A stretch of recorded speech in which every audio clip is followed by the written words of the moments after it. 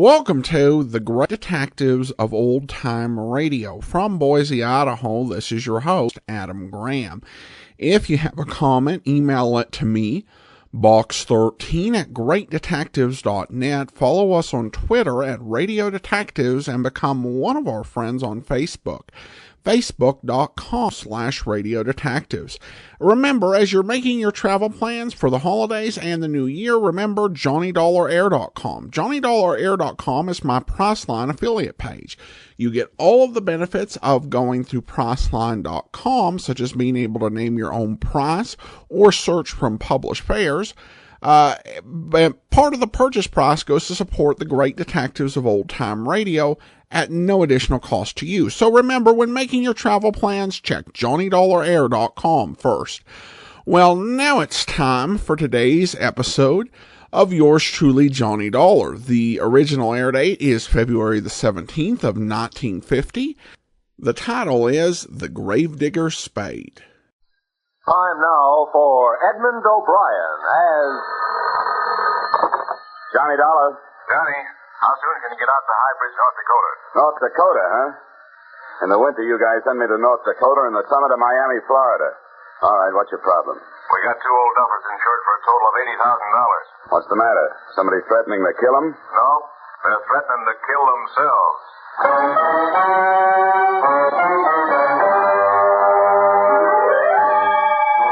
Edmund O'Brien in another of the adventures of the man with the action-packed expense account, America's fabulous freelance insurance investigator, Johnny Dollar.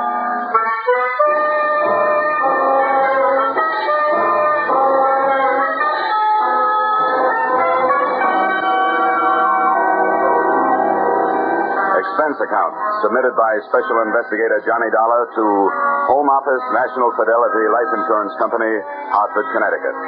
The following is an accounting of my expenditures during investigation of your policyholders, Mr. and Mrs. Arbuthnot Trump, or how the Gravedigger Spades came near being Trumps. Expense account item 1, $113.52 railroad fare, Hartford, Connecticut to High Bridge, North Dakota.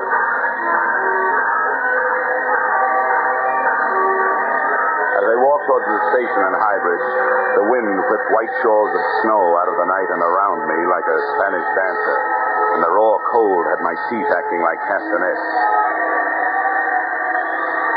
Inside the shack, I found a pot-bellied stove surrounded by a pot-bellied station master. Hello? Oh, hello. You are an early customer? Well, I'm the only one got off the train. Can I find a taxi around here? Yep. As soon as my son gets the mail and freight tucked away, he'll take you. Only won't be any taxi cab. You drive it wherever you're going in the Pong. By the way, where are you going? To the Trump residence. You know it? Yep, I know it. You one of the family? No, just business. Oh. Well, what? What is your business is none of mine. But, you ever been out there before? No, I haven't. Why, something wrong? If it ain't, then everybody in this town has been getting a lot of unnecessary exercise. Jump to conclusions. Well, here comes the boy. He'll drive you over. Hickey. Yeah? Hickey, you got a customer for the Pong. Wants to go out to Trump place. That Trump place? Well, all right. But, mister, I'll only take you as far as the gate.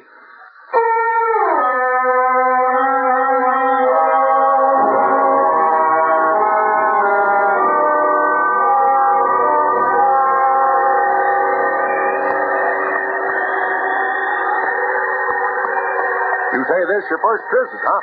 That right, Mr. Dollar? Yep, that's right. Hey, how much more we got to go? Oh, about another mile. You cold? Cold. Ooh, I'm freezing. Well, slap your arms around. Keep up circulation. Hey, does it always get this cold around here? Nope. Only in the winter. Oh. Say, Hickey. Yeah? You mind answering a few more questions? No, many answers. You're welcome to those. Well, what about this Trump place? Why is everybody around here scared of it? What is it, a haunted house? Nope. As far as I know, everybody out there's alive all right. Matter of fact, I'd feel better if some of the things out there was dead. What do you mean? Well, past year or so, I've been delivering some packages out there. Boxes coming express on a train. Some of them come all the way from Africa. Quite a few from India, too. All marked danger. All marked do not open. Deadly. Whatever comes in those boxes is alive. What about the people, the Trumps themselves? Oh, they look nice enough. Not on the old side. Old man Trump looks like a deacon. His wife looks like a deacon's wife.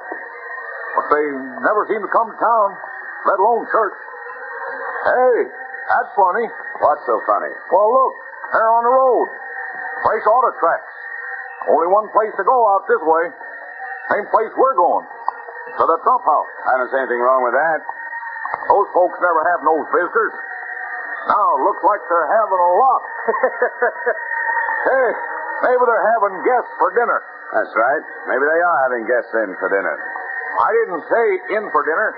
I said maybe they're having guests for dinner. Oh, that's some funny joke, that is. Yeah. Well, here we are, right around the next bend. Good. I'll tell you what, Hickey. When I get ready for you to drive me back, I'll give you a call on the telephone, huh? Well, that'll be a good trick if you can do it. What do you mean? They don't have no telephone.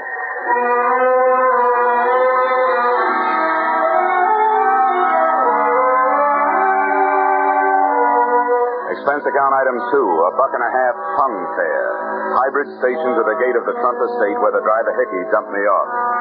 I used one of the fresh tire tracks as a footpath up the long driveway through the snow, and steaming the white flakes out of my eyes with my breath, I took inventory of the house. It was big, colonial, and in good repair. All rooms lighted downstairs, one room lighted upstairs. Near the front, the automobile tracks took off around to the back of the house. I had to make my own footsteps in the drifts from there to the front door. Quickly, don't let that cold in. Let's shut the door. Now, who are you? What do you want? What are you doing here? I'm Johnny Dollar from the insurance company. As to what I want to see Mr. and Mrs. Trump. As to what I'm doing here, I'm just the victim of a bad choice of careers early in life. Well, all right. Take a seat over there. I'll go check with Mr. and Mrs. Trump. But don't bother taking your coat off yet. So this is Northern hospitality.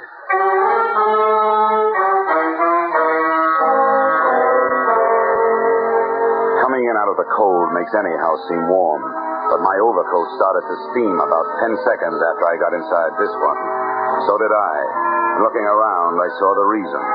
There were potted orchids growing all over the hallway, and orchids grow only in tropical warmth.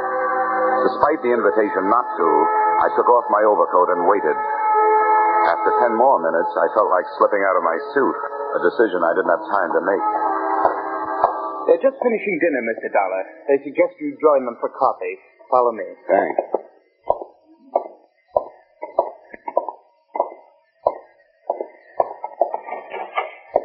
Mrs. Trump, Mr. Trump, this is Mr. Dollar. How do you do? How are you, Mrs. Trump? Won't you join us? There, sit right over there. Yes, Mr. Dollar, come and sit down. Have some coffee. Oh, thank you. Mrs. Stein. Now that'll be order when you may leave. Well. Fine. Now, sugar and cream, Mr. Dollar? No, thank you, Mrs. Trump. This will be all right just the way it is. Well, Mr. Dollar, I assume you brought the necessary papers? Yes, I did. They're in my pocket all ready for your signature. Good. We'll sign them right away. Well, I was hoping you wouldn't sign them, at least until I've had a chance to talk to you about it. Talk to us? What is there to talk about? I hope you understand that, well, it isn't every day that an insurance company gets a letter from a pair of policyholders calmly stating that they are both planning to commit suicide. Oh, no? No. Well, I suppose it is a bit out of the usual run of things, but there's nothing we can do about it. My goodness, we checked with our lawyer. And he said we were perfectly within our rights. Well, granted, you've had the policy a long, long time, and the suicide clause is no longer in effect. However, frankly, the company did send me out here in the hope that while I was arranging the change of beneficiary you requested, I could also talk you into changing your mind. Mr. Dollar, you might just as well save your breath. Our minds are made up. Mrs. Trump is right, Mr. Dollar. As soon as we get those change of beneficiary papers signed, we intend to dispose of ourselves. Well, And furthermore, young man, within the past 48 hours, we have had ourselves thoroughly examined by a board of extremely well-thought-of alienists who signed documentary proof that we are both perfectly safe. So there is nothing you can do to stop us in that direction. But why? Why do you want to do this? Now, you don't look unhappy. Well, we're not. We've had an extremely happy life, haven't we, Mr. Trump? Indeed, we have, Mrs. Trump. And that's just it. You see, Mr. Dollar, we both feel that having enjoyed such a beautiful life, we owe the world something. And finally, we have evolved a method of paying our debt. In doing what we intend to do, we shall leave to the world the beginning of a new humanity. What's the matter with the old one? Nothing. But it is doomed to extinction. Mr. Dollar, just think of yourself. Atom bombs, hydrogen bombs, biological warfare. And don't forget the flying saucers, Mr. Trump. Don't forget, indeed, unknown objects hurtling through space, interplanetary traffic. Dear. A prelude to invasion and destruction. Now, wait a minute. How do you know? Who told you? Mr. Dollar, Mr. Trump knows these things. He was a professor for many years, and he reads all the time. He knows all that. Would you mind pouring me some of that coffee, Mrs. Trump? Not at all. There. Thank you. Mr. Trump, granted we're all doomed for extinction, how's knocking yourself off going to help? If you just stick it out, you'll not only enjoy a bit more time alive, but you'll also be around to see the fireworks. You will notice, Mr. Dollar, that we are changing the beneficiary in our policies from our niece, Miss Hope Selden, to the young man who let you in here tonight, Mr. Irwin Harper. Yes, I noticed that. And I also noticed that this young man isn't even related to you. Now, what's that all about? My Hope is a frivolous girl. She laughed at us when we tried to tell her what's happening. Irwin is a serious-minded young man who will use the money brought to this household by our passing to make the down payment on a new human race. Mrs. Trump, do you happen to have any brandy around? Later, Mr. Dollar, later. You want to know why and how. Well, come along. We'll show you.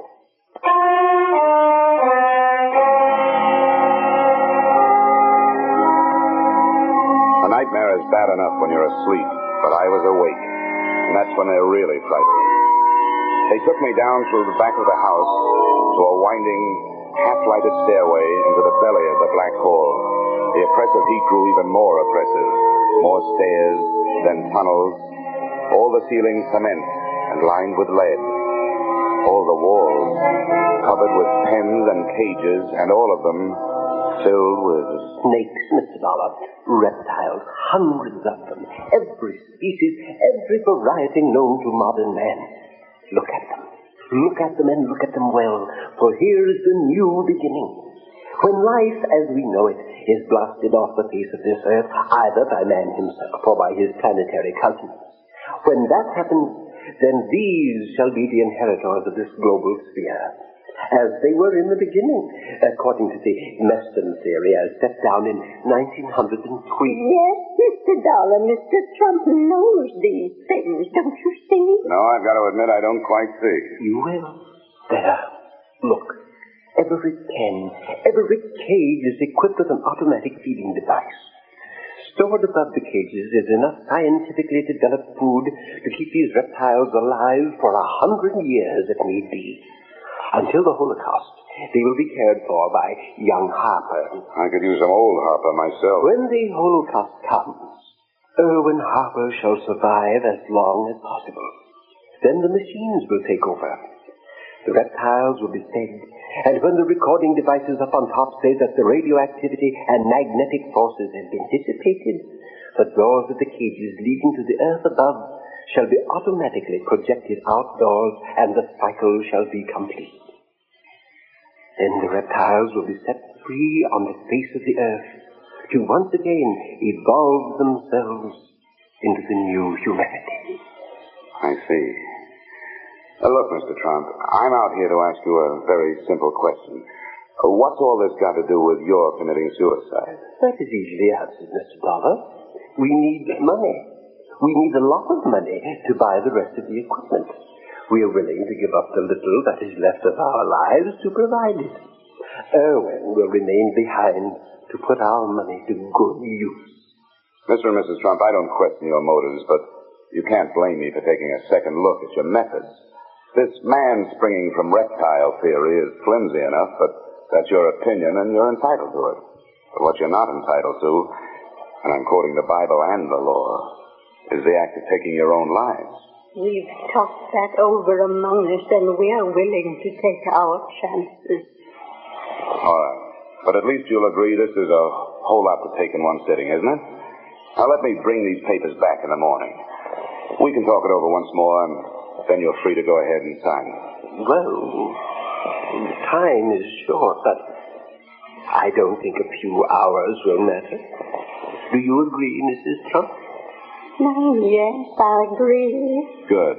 Now, if you'll be kind enough to either let me have a car or have somebody drive me into town. Car? We have no car.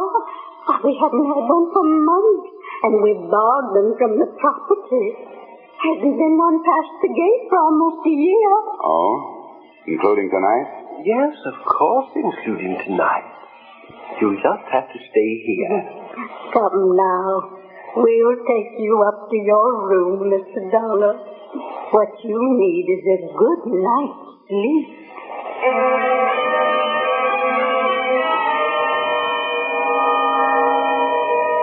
I'd have had a better night's sleep on a tightrope. My room had the same sticky, hot air that filled the rest of the house. It may be great for snakes and orchids, but I'll take my steamings at a Turkish bath.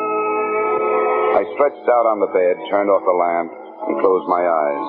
But for 20 straight minutes, I could still see ghost automobiles and snakes and more snakes.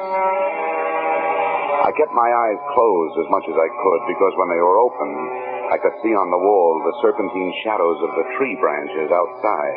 At least, I hoped that's what they were. Then, just as I was hoping the hardest that the realest of them all wasn't what it looked like, out of the blackness from across the room I heard... I reached down under the bed for a shoe. Not much of a weapon, but all I could think of at the moment. Then I snapped on the lamp and saw it.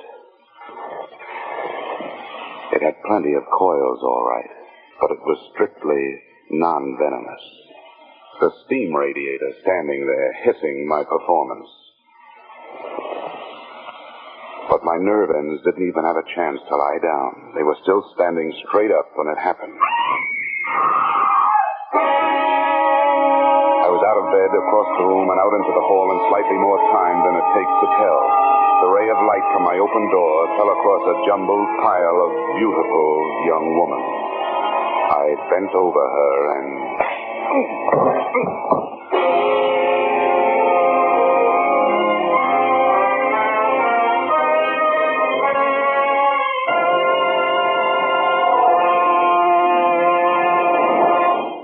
In just a moment, we will return to the second act of Johnny Dollar. But first... Now, with our star, Edmund O'Brien, we return to the second act of yours truly, Johnny Dollar.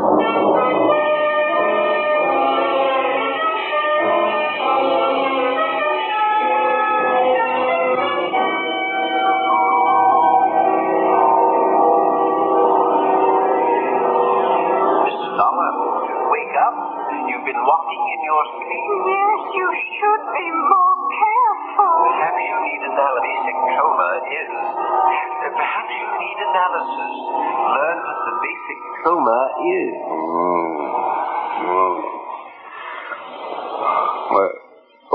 What did he say, Mrs. Trump? Sounded like he said, where is she? I'm right here, Mr. Dollar, right here taking care of me. Oh. Yeah, somebody's been taking care of me, all right. Oh. Well, where is she, huh? She's gone.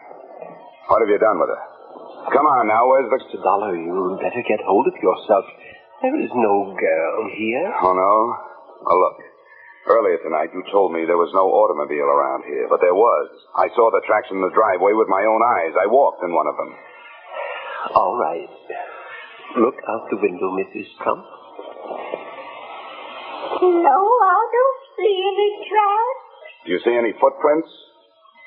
No, nothing. Just snow. Okay. At least you know I walked up that driveway, right? And my footprints are covered up. So it's been snowing. The wind has been blowing. It's been drifting. Now I suppose you're going to tell me you didn't hear the girl scream. Come now, Mr. Dollar. You were having a nightmare. No girl scream. Well, if you didn't hear anything, what are you doing out here? What brought you? Young man, we have a right to be wherever in our own home we choose to be. But I might as well tell you, I found you when I started for the kitchen to get some crackers and warm milk. I found you lying here. Yeah, everyone's lying around here. Young man, that does it. Once we get those papers signed, I'm afraid we shall have to ask you to leave. That's all right with me. They're here in my room. Come on. The way some people stand in the way of the few of us who are making a genuine effort to sustain some kind of life. Yes, Mr. Trump, you're absolutely right. You'll find a pen there on the table. The papers are right here in my... Hey. Yes, Mr. Dollar? The papers are gone. But how can they be gone if you brought them at all? We warn you, Mr. Dollar, we will not stand for any more of your dilly-dallying. We want those papers, and now. We are determined to sign them immediately. Suddenly, that has become my fondest hope. Now, do us all a favor. Go back to bed, and give me a chance to do a little walking in your sleep.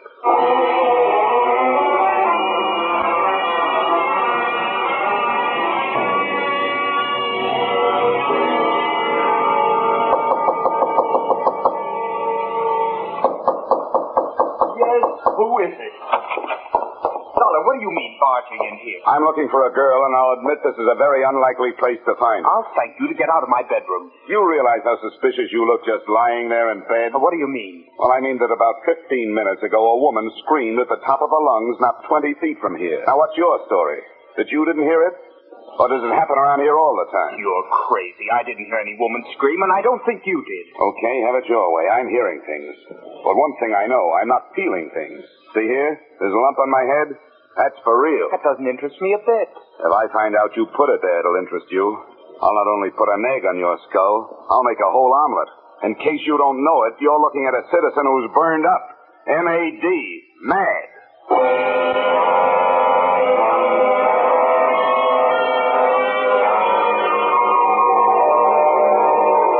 Started through the rest of the rooms in the house. I thought I knew who I was looking for. The only person I could think of who would profit by seeing those papers not signed. The present beneficiary of the Trump policy, their niece, Miss Hope Selden. All I could find in the next 6 bedrooms was a lot of old-fashioned furniture. I was just looking under the bed in the last when the wind outside took on a new note. I ran back to my own room, flung open the window, and stuck my head out into the blizzard, trying to get a look in the direction of the noise.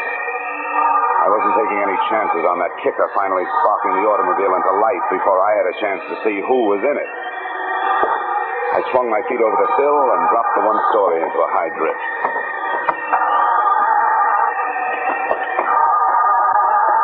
Come on. Come on. Oh, darn it. You're wasting your time. Around here, people only go for sleigh rides. What do you want? Who are you? You should know. You had your hand in my coat pocket earlier tonight. Of course, unfortunately, I wasn't in the coat, but something else was. And I want it back. If I took anything out of your pocket, I had plenty of reason and plenty of right to do it. The only one I want taking things out of my pocket is the cleaner when he's filling out the tobacco crumbs. Now, come on, give me those papers. No, just let me talk to you first. I want you to hear my side of things. Look, I'm freezing. If it takes more than 5 seconds for you to say what you gotta say, no dice. Well, then let's go back in the house. I know you'll believe me.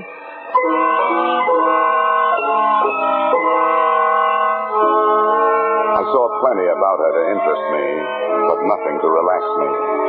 She looked like a big-time operator. A gal who would be as dangerous kissing you as killing you. As I closed the door behind us, she walked across the room and made a perfectly natural movement as though to throw open her coat. When she turned, she had a gun in her hand. It was the first time I'd ever seen a shoulder holster on a woman. Now put your hands up, Mr. Dollar, and listen. If you'll just unwrap your finger from around that trigger, I'll be more likely to keep my mind on what you're saying. Go ahead. I'm listening. You've got to help me. Help you? Yes, help me prevent my aunt and uncle from making fools of themselves. We can't let them leave their money to Irwin Harper. Well, it's their money. They're attempting to do what they believe is right. That money is mine, and I'll kill anyone to get it. Irwin Harper won't stick around 5 minutes after my aunt and uncle have killed themselves. He isn't planning on taking care of their filthy snakes. I was in his room tonight after he went to sleep.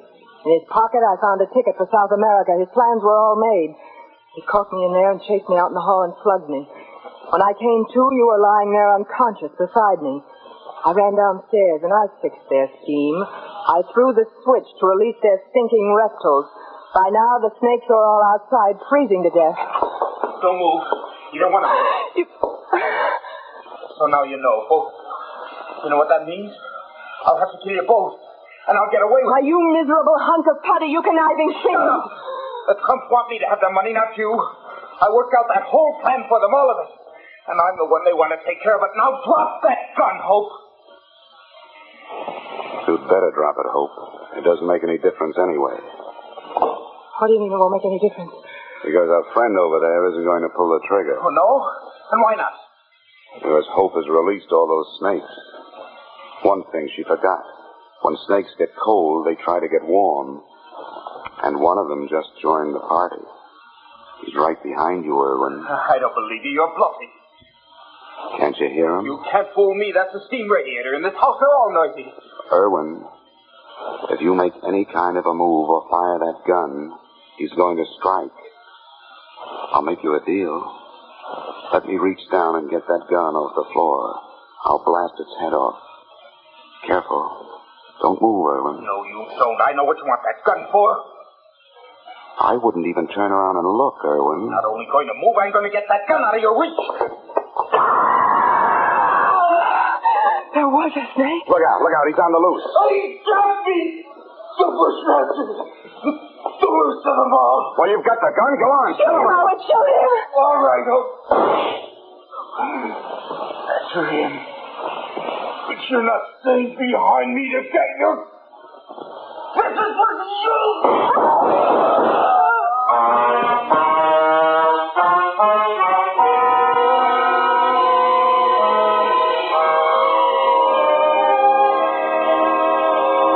Mr. and Mrs. Arbuthnot Trump were fresh out of beneficiaries, to say nothing of snakes. The only one that had found his way back into the warmth of the house was the one I'd mistaken for a steam radiator. And without a handy method for creating a new humanity, the Trumps found themselves without a purpose. So I gave them one. At my suggestion, and at the moment, Mr. T is hard at work in his home laboratory, attempting to develop a machine with which mankind will fight the flying saucer. Mr. Trump's invention will be known as the Flying Cup, and will be secretly dedicated to a waitress I once knew. Expense account, item 3, $113.52 railroad fare, High Bridge, North Dakota to Hartford, Connecticut. Expense account total, $763.90. You may say this doesn't add up, but neither does anything else about this case. Signed, yours, truly, Johnny Dollar.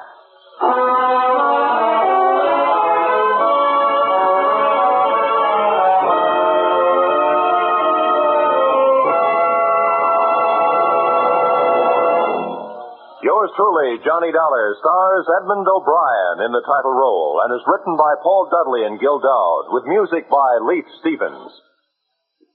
Edmund O'Brien can currently be seen starring in Harry M. Popkins' United Artists production, D.O.A. Featured in our cast were Peggy Weber, Harley Bear, Hugh Thomas, Dick Ryan, Jess Kirkpatrick, and Mary Shipp. Yours truly, Johnny Dollar, is produced and directed by Jaime Del Valle.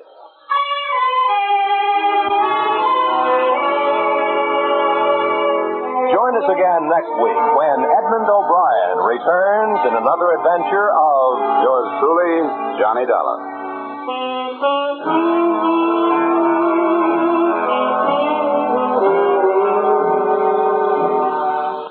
The Echo of Jesse James, a modern story of how police tracked down a couple of train robbers, will be brought to you on CBS's Gangbusters this Saturday night. The narrator will be the Superintendent of Metropolitan Police, Washington, D.C., and another Gangbusters wonderful cast will reenact this true story for you. Join us this Saturday night on most of these same CBS stations for Gangbusters drama, The Echo of Jesse James. This is Roy Rowan speaking. This is CBS, where yours truly, Johnny Dollar, meets adventure every Friday night. The Columbia Broadcasting System.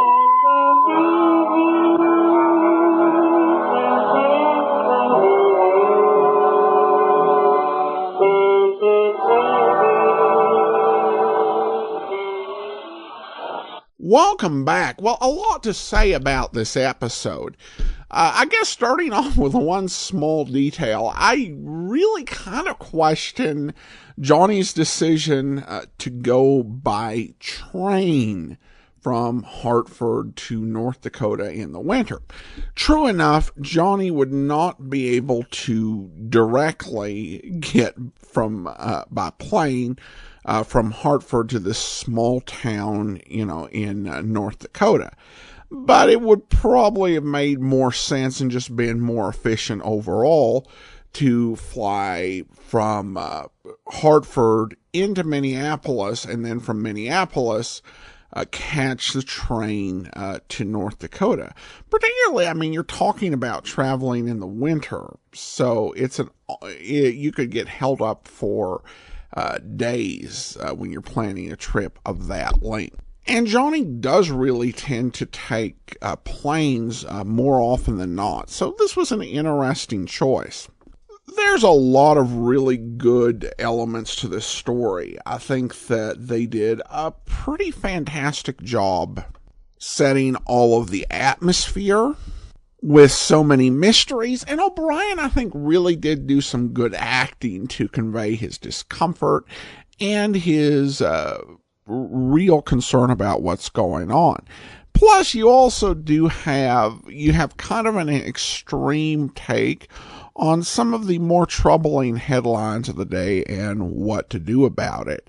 I will say that this script does feel like it was written more for Charles Russell, particularly with his flipping on the couple committing suicide. That's not something that I think would be true to what we would see later on from Edmund O'Brien, but that does feel like the sort of very flippant, reactive sort of thing that Charles Russell's version of Johnny Dollar would do. Also worth noting, the couple, of course, do have a last name that's very famous right now.